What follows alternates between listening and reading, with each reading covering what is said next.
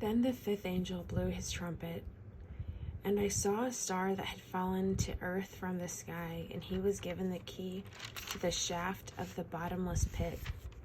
When he opened it, smoke poured out as though from a huge furnace, and the sunlight and air turned dark from the smoke. Then locusts came from the smoke and descended on the earth, and they were given the power to sting like scorpions. They were told not to harm the grass or plants or trees, but only people who did not have the seal of God on their foreheads. They were told not to kill them, but to torture them for 5 months with pain like the pain of a scorpion sting. In those days, people will seek death, but will not find it.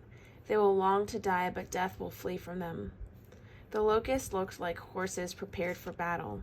They had what looked like gold crowns on their heads, and their faces looked like human faces. They had hair like women's hair, and teeth like the teeth of a lion. They wore armor made of iron, and their wings roared like an army of chariots rushing into battle. They had tails that stung like scorpions, and for 5 months they had the power to torment people. Their king is the angel from the bottomless pit. His name in Hebrew is Abaddon, and in Greek, Apollyon, the destroyer. The first terror is past, but look, 2 more terrors are coming.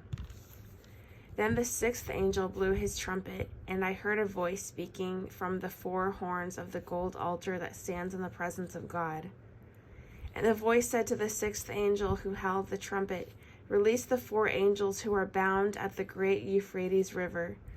Then the 4 angels who had been prepared for this hour and day and month and year were turned loose to kill 1/3 of all the people on the earth. I heard the size of their army, which was 200 million mounted troops. And in my vision I saw the horses and the riders sitting on them.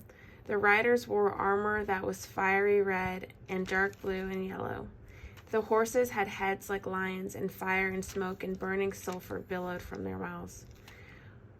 1/3 of all the people on the earth were killed by these 3 plagues, by the fire and smoke and burning sulfur that came from the mouths of the horses.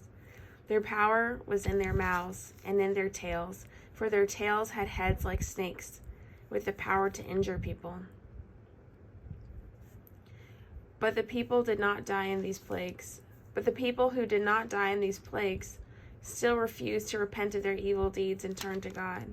They continued to worship demons and idols made of gold, silver, bronze, stone, and wood, idols that can neither see nor hear nor walk.